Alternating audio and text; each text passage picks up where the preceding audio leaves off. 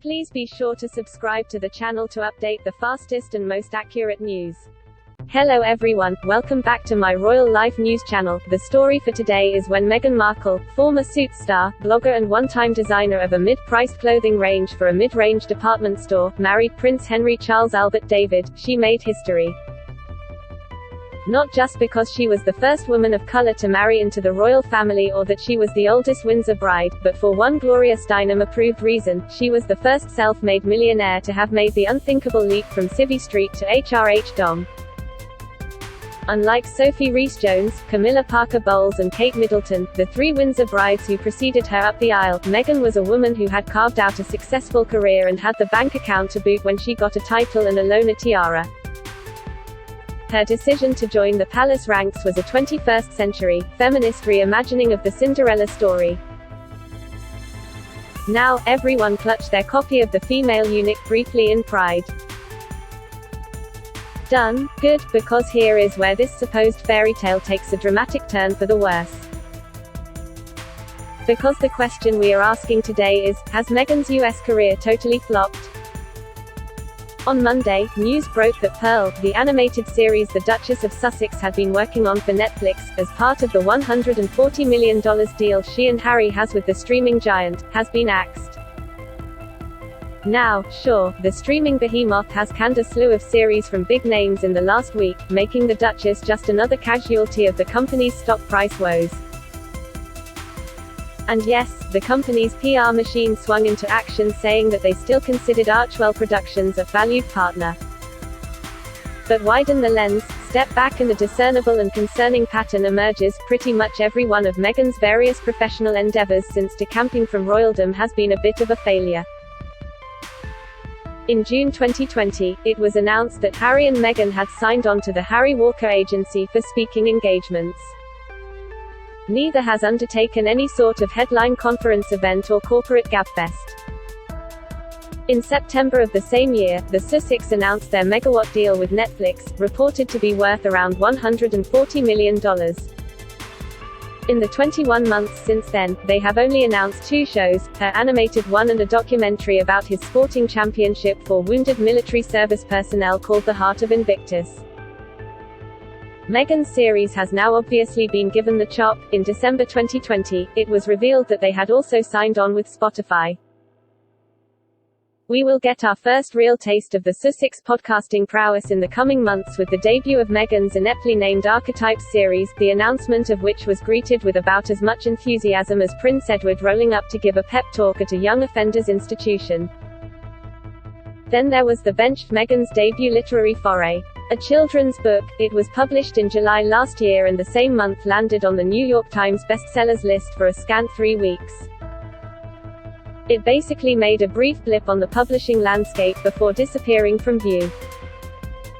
By contrast, a number of other pictures books on the list at the same time as The Bench in 2021, including Dragons Love Tacos and The Day the Crayons Quit, are both still on the bestseller list now. In September, Meghan still appeared to be trying her darndest to gin up interest in the title, reading it to a class of Harlem schoolchildren in full view of the press. Come October and she was still at recording a YouTube video of her reading it, an effort which has been viewed 474,000 times. By contrast, the Queen's speech from last Christmas has been viewed 917,000 times, and that might be one of the dullest things I have had the misfortune of watching. Then there was her milestone 40th birthday project, a charitable mentoring initiative called 40x40. It was announced with a headline-grabbing video starring Hollywood A-lister Melissa McCarthy and a cameo performance from Harry demonstrating his juggling skills. The launch garnered global publicity and coverage only for the whole thing to disappear. Talk about going out with a whimper, not a bang. The news section of Sussex Archwell website has not mentioned the project since then. The thing is, look back at the 2 years since Harry and Meghan landed on US soil to embark on their exciting new lives, and the Duchess has not notched up a single discernible win or clear-cut success in a professional sense. Back in 2020, the Sussexes were sizzlingly hot property who seemed to have Hollywood, Wall Street and Silicon Valley at their feet, and a vast fortune was theirs for the making and taking. Sadly today, the Duchess is looking like a busted flush. Meghan doesn't really have a brand. You feel that she is sort of grasping somewhat at whatever is the kind of Twitter caring of the moment, royal biographer and insider Tina Brown said in an interview with The Washington Post last week. You know, it's vaccinations, it's Ukraine, it's women's rights, it's hey, my 40th birthday, let's have a mentoring scheme. Nothing is really going anywhere for Meghan. What is looking increasingly apparent is that even in the US, Meghan might be a one-woman headline-generated powerhouse, but that public obsession has remained infuriatingly impossible to monetize. And this brings us to a painful truth: without her royal connections, Meghan does not really matter all that much. Before Harry came along, she had never appeared on a glossy magazine cover, never had star billing anywhere, and had, according to the 2020 biography Finding Freedom, resorted to occasionally set up a paparazzi photo here and there or let info slip out to the press. All of that changed the minute the news broke that she was dating perhaps the most eligible bloke in the world. Then came the Sussex all-too-brief royal chapter, followed by the Freedom years. The only thing that Meghan has done that has really shaken the zeitgeist in the last 2 years has been the Oprah Winfrey interview, during which she talked about the royal family. Separate Meghan from her Windsor ties, and the question becomes, does anyone really care? However, that is also a question that applies equally to Harry. Over the weekend, veteran British broadcaster and mate of Prince Charles, Jonathan Dimbleby, gave an interview to The Times and warned that, having left royal life, they will become less and less significant as a couple. As she gets older, as he gets older, they will matter less because the celebrity on which they trade will become less valuable.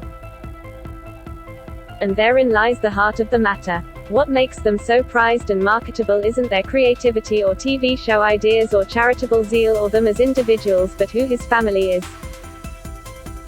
Brown recently argued that the Sussexes both completely underestimated what it was going to be like to be without the palace platform. They're now having to scramble for the deals in a way that anybody, who's a celebrity in this kind of platformless universe, has to do. That is a miscalculation that could cost Harry and Meghan dearly, and the further away they get from the magic of royalty, the less dazzling and commercially attractive they look. What is coming into focus is the inescapable fact that it is their status as intimately related to the current Queen and the next 3 kings which makes them valuable to deep-pocketed corporate giants. Unmoored from the monarchy, their luster and bankability is starting to look decidedly shaky. The couple's, very literal, fortunes now rest on Harry's memoir, which will obviously largely deal with life in the royal family, and his Invictus doco, a project he launched while a working member of the royal family. The biggest success he has achieved in the last few years was the release of his mental health TV series, The Me You Can't See, which started when he was still a frontline royal. Like it or not, all lucrative roads, for both Harry and Meghan, connect back to the royal family. This gross underestimation of the power of the monarchy links, Brown argues, is something that Diana, Princess of Wales, would never have made. She didn't want to be out of the monarchy.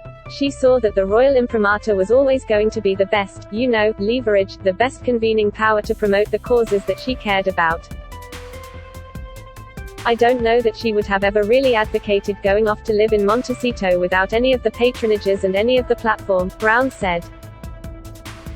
In exactly a month from today, the Queen's Platinum Jubilee celebrations will kick off in London, and Harry and Meghan have still not announced whether they will be attending. Regardless of whether they want to see his family or not, some good old-fashioned standing on the Buckingham Palace balcony and doing a spot of waving to the masses sounds like it would be just what their careers, and bank accounts, need right now. That is all for today news. Please make sure to leave your comment and subscribe the channel below for more news update.